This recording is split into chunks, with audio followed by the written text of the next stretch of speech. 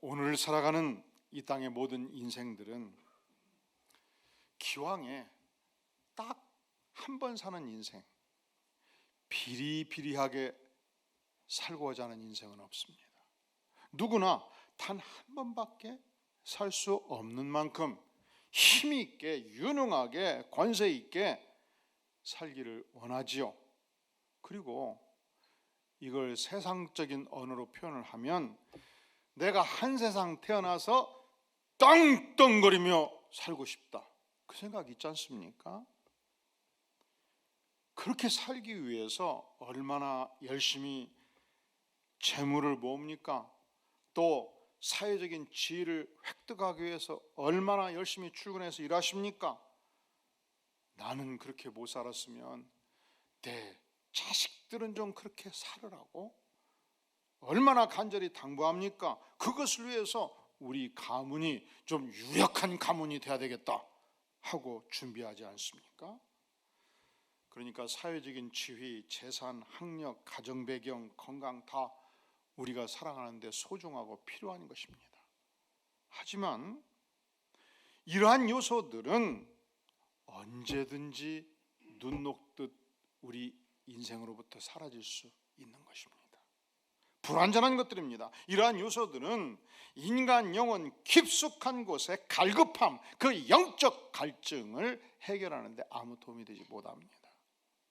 이러한 요소들은 하나님 앞에서 철저한 죄성을 가진 인간 문제, 죄성의 문제를 해결하는 데 무력합니다.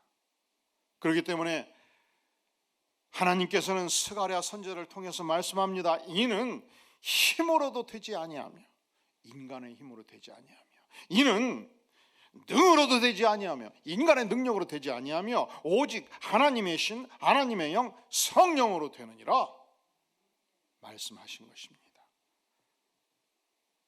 지상 최고의 권세, 능력은 천지를 창조하신 하나님의 영, 하나님의 신인 것입니다. 그러니까 우리가 하나님의 영을 덧입는 것, 성령의 충만을 경험하는 것, 성령의 세례를 받는 것, 성령의 기름 부음을 받는 것은 우리가 기왕 한 세상 살면서, 그리고 신자로 살아가면서 필수적으로 덧입어야 될 사항일 뿐만 아니라 그것은 동시에 지상 최대의 축복이 되는 것입니다. 특별히 우리가 복음을 증거할 때 무엇이 필요한가? 성령 충만이 필요한 것입니다. 오늘 본문 말씀에서는 인류 역사상 최초의 교회가 출범합니다. 전 세계적으로 단 하나의 최초의 개척교회가 출범합니다. 그 개척교회 출범 대풍회가 진행되고 있습니다. 언제였습니까? 2장 1절 오순절 날이 이미 이름에 오순절 날이었습니다. 이스라엘 백성들은 3대 절기를 대단히 소중하게 여겼습니다. 첫째로 초막절. 이스라엘 백성들이 출애굽한 이후에 광야지대에서 무려 39년, 40년을 살았지 않습니까? 유목민같이 살았습니다. 계속적 이동을 했습니다. 너무 배가 고팠습니다. 하나님께서 아침마다 만나를 공급해 주셨습니다. 너무너무 고기가 먹고 싶었습니다. 하나님께서 메추라기를 수천 마리 보내주셨습니다. 겨울철 너무너무 추웠습니다. 하나님께서 거대한 불기둥을 이렇게 세워주셨습니다. 여름철 이 장렬하는 태양빛에서 행군하는데 너무 더웠습니다. 머리 중심에 머리카락이 없는 분들은 정말 보통 일이 아니죠. 햇빛이 장렬하면 어떻게 견디겠습니까? 하나님께서 무엇을 주셨나요? 거대한 구름기름을 주셨습니다. 39년 40년을 하나님께서 보호해 주셨습니다. 이 은혜를 감사 찬양하기 위해서 정착민이 되었음에도 불구하고 저들은 집을 나와서 광야지대에 텐트를 세우고 7일 동안 온 가족이 함께 지내면서 과거 우리 조상들을 어떻게 하나님께서 지켜 보호해 주셨는가 자녀들을 향해서 교육하고 있었습니다. 전수하고 있었습니다. 현장 교육, 가장 강력한 현장 교육이 되었습니다. 두 번째, 유월절 축제를 소중하게 생각했습니다. 유월절이 무엇입니까? 무려 430년 동안 노예 생활을 끝장냈던 그날, 얼마나 소중한 날입니까? 하나님께서 우리 조상들이 더 이상 노예가 되지 않고 자유인이 되게 해주신 그날을 기리게 된 것입니다. 그리고 유월절로부터 오순 5번의 10일, 그럼 며칠이 돼요? 50일이 지날 때 오순절 축제를 하나님께 드렸습니다. 이 오순절 때는 농사 막바지였습니다. 추수가 다 끝났습니다. 그러니까 일종의 추수감사제 축제였습니다. 이 절기가 되면 유대에 있는 모든 성인 남성들이 하나님의 도성 예루살렘에 몰려들었습니다. 팔레스타인의 남성들이 몰려들었습니다. 지중해 연안으로 흩어진 수많은 디아스포라 유대인들이 바로 예루살렘을 향해서 달려오고 있었습니다. 오늘날로 말하면 터키, 서부, 동부, 북부, 시리아, 이라크, 이집트, 리비아, 기타 모든 지중해 연안의 지역으로부터 성인 남성들, 유대인들이 예루살렘에 모여들기 시작한 것입니다. 그 시대 지역 언어로 오늘의 본문은 표현하고 있죠. 9절에서 11절 같이 한번 읽어볼까요? 시작. 우리는 바데인과 메데인과 엘람인과 또 메소포타미아, 유대와 갑바도기아, 본도와 아시아, 부르기아와 밤빌리아, 애국과 및 구레네에 가까운 리비아 여러 지방에 사는 사람들과 로마로부터 온 나그네 곧 유대인과 유대기에 들어온 사람들과 그레데인과 아라비아인들이라. 우리가 다 우리의 각 언어로 하나님의 큰 일을 말함을 듣는도다 하고, 이렇게 많은 지역에서 유대인들이 몰려들었습니다. 그때 예수님의 제자들은 어디에 있었을까요? 마가의 다락방에 있었습니다. 무엇을 하고 있었을까요? 하나님의 성령을 기다리고 있었습니다. 기도에 집중하고 있었습니다. 1장 4절에 보면 왜 그들이 마가의 다락방에서 예루살렘에서 머물고 있었는가? 사도와 함께 모이사 그들에게 분부하여 이르시되 첫째로 예루살렘을 떠나지 말라. 그래서 12제자 70문도 예수님을 가까이 따랐던 여성들 약 120명이 마가의 다락방에 모여서 기도하고 있었습니다. 내게서 들은 바 아버지께서 약속하신 것, 그것이 무엇입니까? 성령의 기름 부음을 기다리라. 저들은 열심히 기도에 집중하고 있을 그때 아주 놀라운 일이 일어났습니다. 깜짝 놀랄 일이 일어났습니다. 1절 오순절 날이 이미 이름에 그들이 다 같이 한 곳에 모였더니 2절 시작.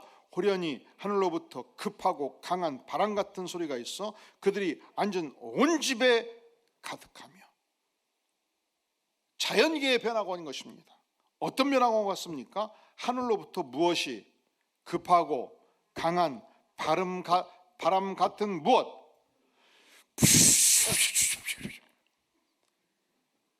아니에요? 뭐 여러분들 해보세요.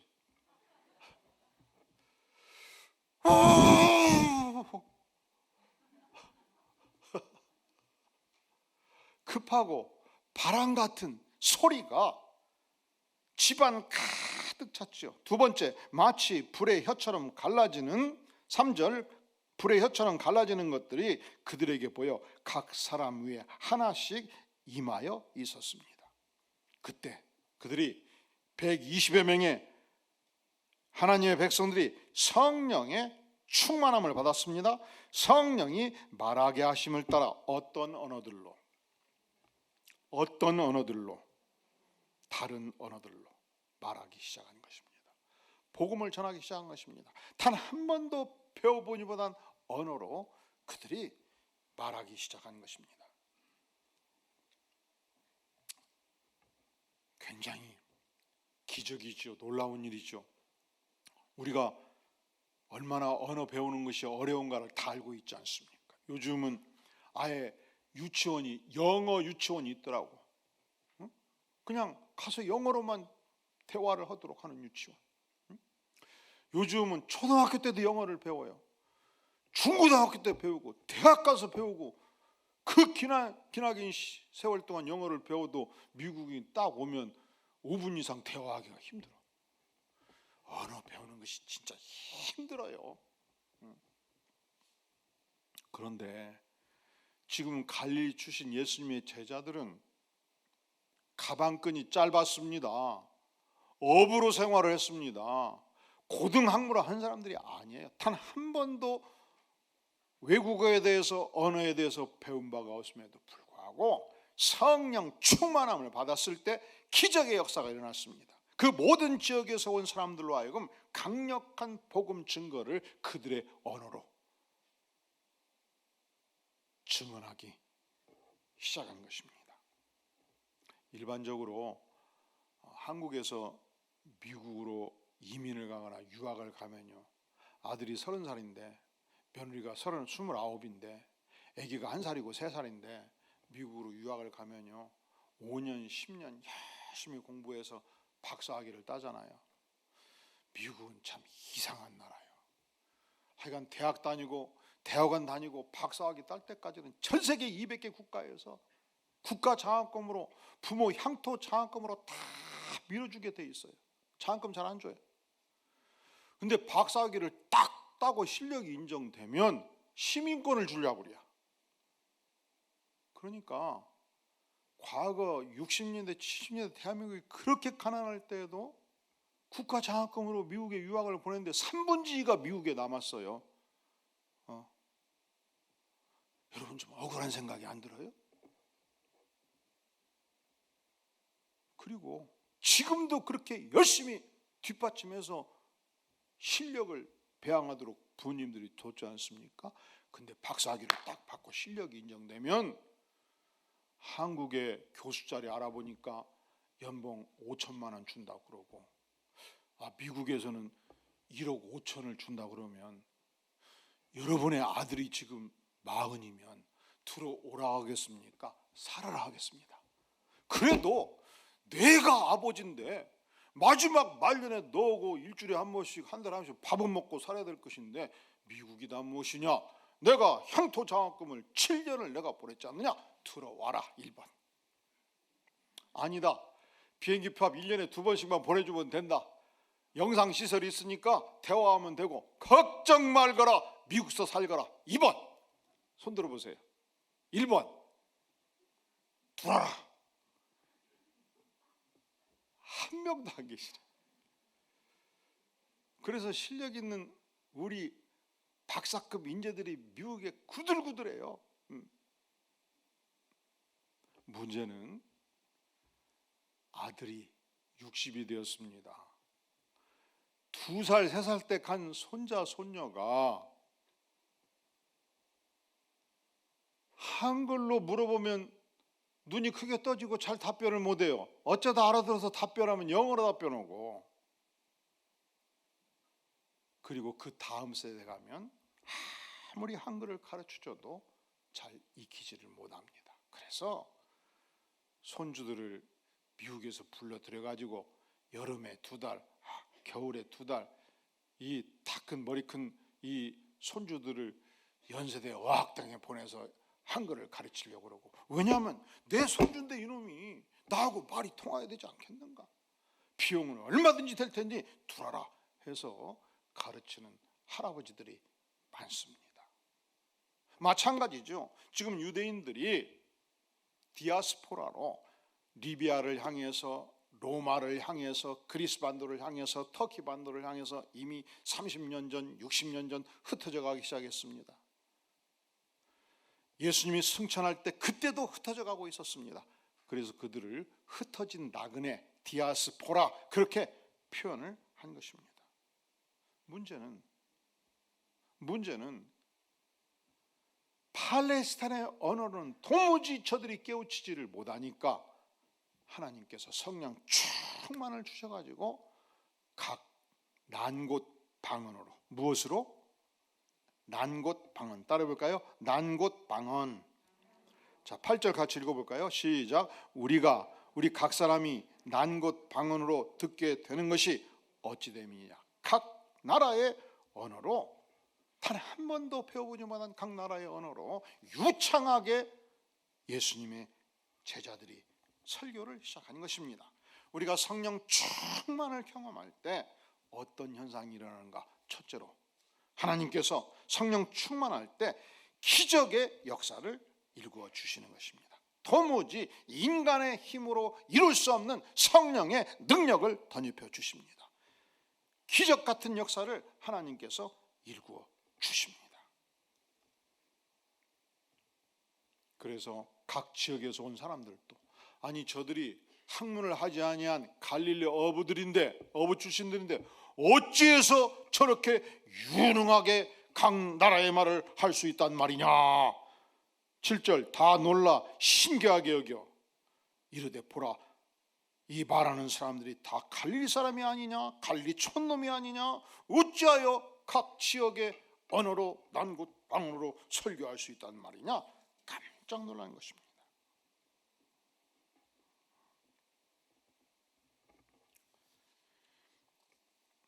미국의 유명한 야구 선수 중에 과거 빌리 썬데이라는 인물이 있었습니다. 그는 시카고 화이트삭스의 아주 유명한 선수였습니다.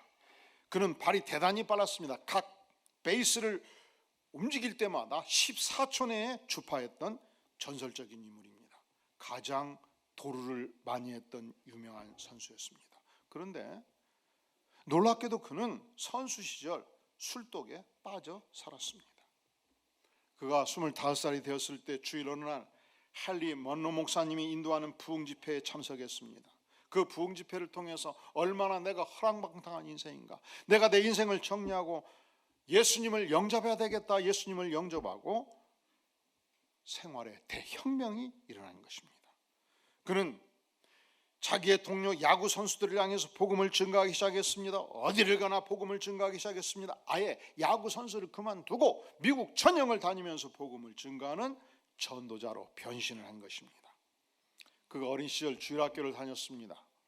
그때 자기를 가르쳤던 목사님의 말씀을 기억합니다. 첫째로 15분 아침마다 하나님의 말씀을 들으라, 성경 읽기. 두 번째 15분 하나님과 대화하라, 기도하기. 세 번째 15분 하나님에 대해서 증거하라, 언제든지 밖으로 나가면 예수를 증거하자. 네 번째 15분 희생적인 사랑을 실천하라. 그래서 움직일 때마다 누구를 도울 수 있으면 봉사의 삶을 살기 시작한 것입니다. 하지만 빌리 썬데이는 이 유능한 전도자가 되기에는 근본적으로 부족한 점이 많았습니다. 그는 독일 이민자 출신이었습니다. 영어에 능하지 못했습니다. 그가 출생한 지 5주가 지났을 때 아버지가 세상을 떴습니다. 그는 10살 되었을 때 고아원으로 들어갔습니다. 고등학교를 다닐 수가 없었습니다. 그는 농촌 출신이었습니다. 가방끈 짧지요, 영어 잘 못하지요. 그저 운동을 해가지고 야구 선수가 되었는데 하나님의 부름을 받고 전도 사역을 시작을 하는 것입니다. 미국에 3만 명 이상 되는 모든 도시를 다니면서 집회를 인도했고 복음을 증거했습니다. 그런데 이상하지요. 가방끈과 관계없이 강력한 성령의 능력이 나타났습니다. 수천 수만의 사람들이 회개하고 주 앞에 돌아왔습니다.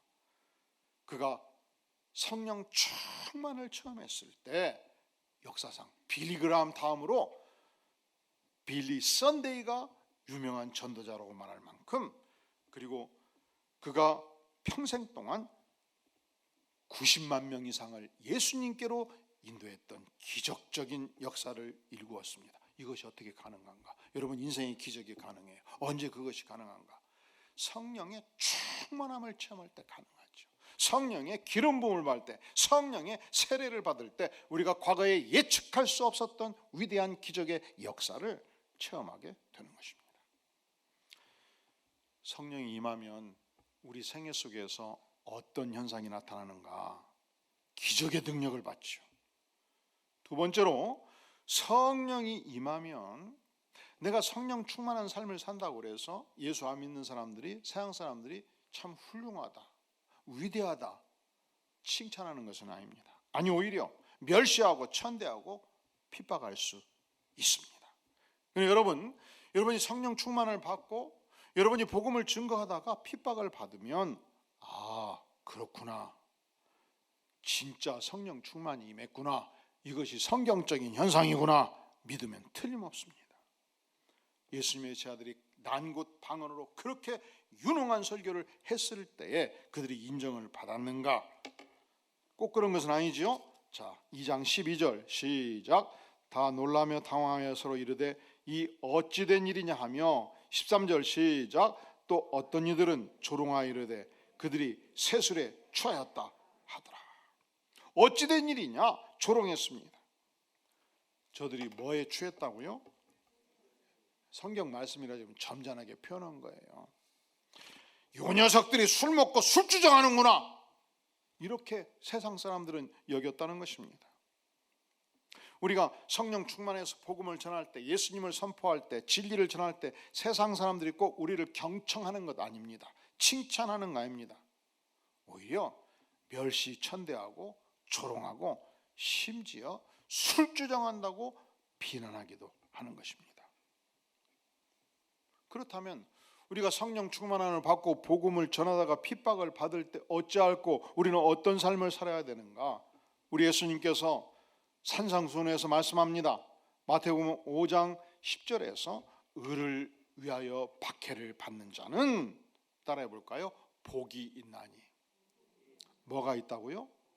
복이 있다고. 나로 말미암아 너희를 욕하고 박해하고 거짓으로 너희를 거스리는 모든 악한 말을 할 때에는 너희에게, 따라해 볼까요? 복이 있나니. 성령 충만해서 복음을 전하다가 핍박을 받으면 복된 인생입니다. 우리가 성령 충만해서 복음을 전했을 때 욕먹고 박해받고 그리고 상대방이 나를 악한 말로 저주할 때는 너희에게 무엇이 있다고요? 복이 있다 말씀합니다. 그러니까 핍박받으면 우리가 어떻게 해야 되냐? 12절 따라해 볼까요? 기뻐하고 즐거워하라. 기뻐하고 즐거워하라. 왜? 하늘의 상이 크다, 그렇게 말씀을 하는 것입니다. 우리가 성령 충만을 받고 복음을 증거하면 반드시 인정받는 게 아니라는 거예요. 이사야 선지자는 하나님의 말씀을 평생 증거하는 삶을 살았습니다.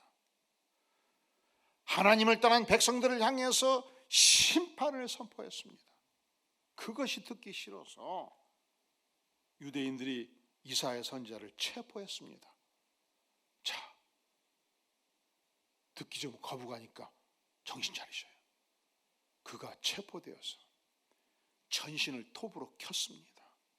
그렇게 순교한 것입니다. 에레미야 선지자, 그는 BC 7세기경 남방 유다의 선지자였습니다. 하나님의 백성이 하나님을 떠났을 때 눈물로 기도를 했습니다. 하나님의 백성들이 타락했을 때 하나님께 돌아오도록 눈물로 선포를 했습니다.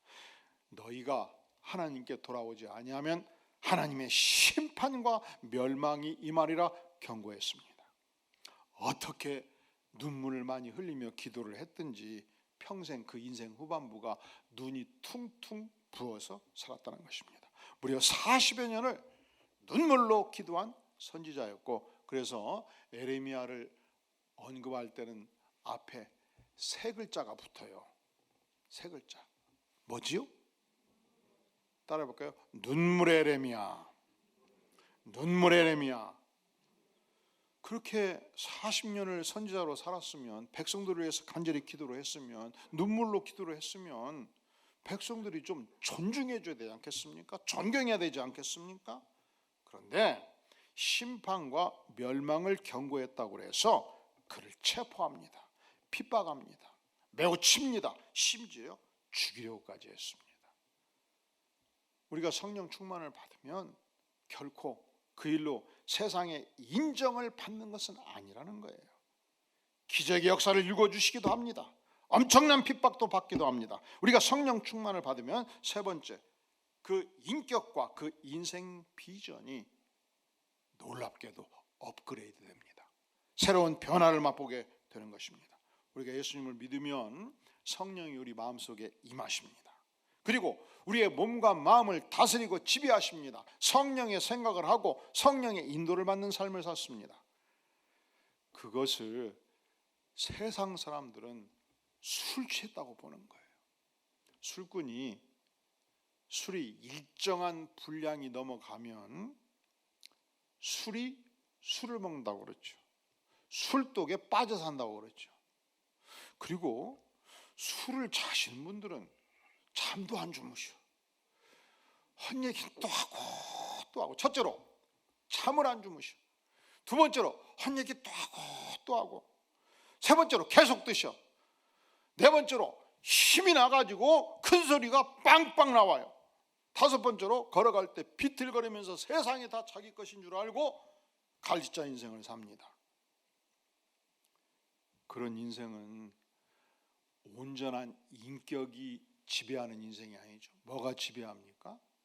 술이, 알코올이 그 인생을 지배하지 않습니까? 성령 충만은 무엇이냐? 성령 하나님이 내 인생을 다스리는 생이라는 거예요. 성령을 기름 붓듯 부어주심으로 하나님의 영으로 내 악한 자아와 인격을 제거해 주시고 선한 자아와 하나님의 인격으로 나를 빚어주시는 것입니다. 그래서 하나님이 쓰실 만한 인물로 바꾸어 주십니다. 그래서 스가랴 선지자가 외친 거예요. 이는 하나님의 백성이 사는 삶은 나의 힘으로 되지 아니하고 능으로 나의 능력으로 되지 아니하고 따라해 볼까요? 오직 하나님의 영 성령으로 되느니라. 하나님의 영 성령으로 되는 것입니다. 우리가 우리의 사랑하는 자녀들, 손주들이 자라갈 때 무엇을 위해서 기도해야 되겠습니까? 일찍부터 구원을 체험하고 예수님을 영접하고 하나님의 영의 다스림을 받는 삶을 살도록 기도해야 되지 않겠습니까?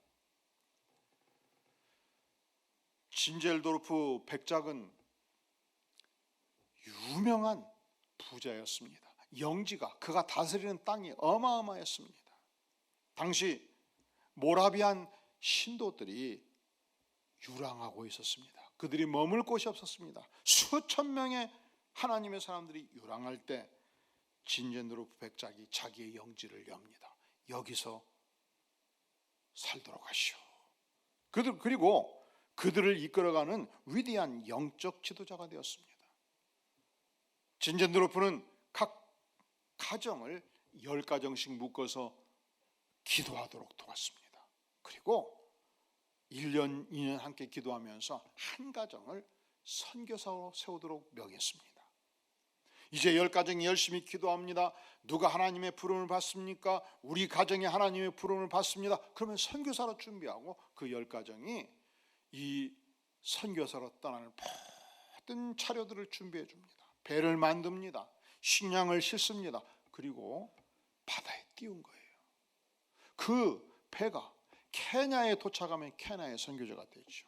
리비아에 도착하면 리비아의 선교지가 되죠. 그런데 때로 풍랑을 만나서 순교하기도 했습니다.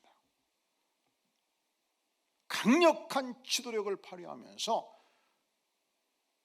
그 시대의 선교에 눈이 감겨 있을 때 선교의 문을 열었던 하나님의 사람이었습니다. 그런데 그가 언제 예수님을 믿는가? 6살 때. 몇 살 때?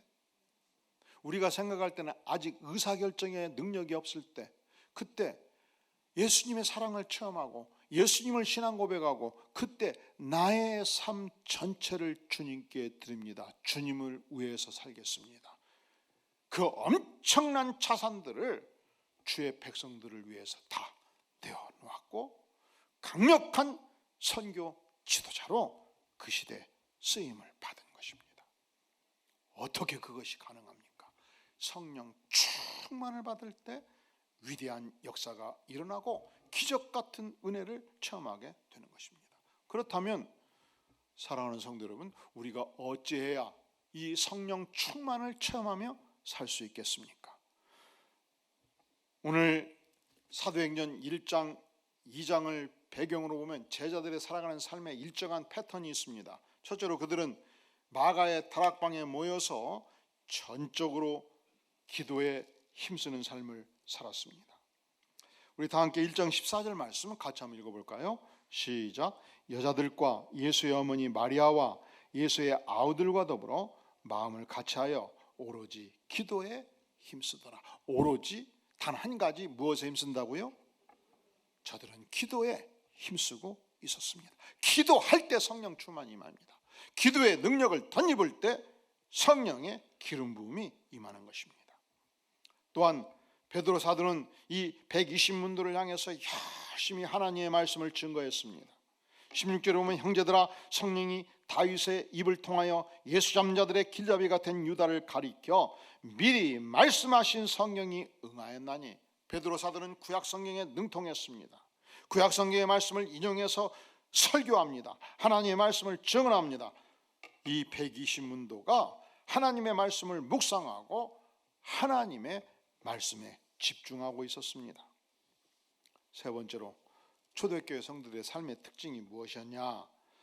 2장 47절 우리 같이 한번 봉독해 볼까요? 2장 47절 시작.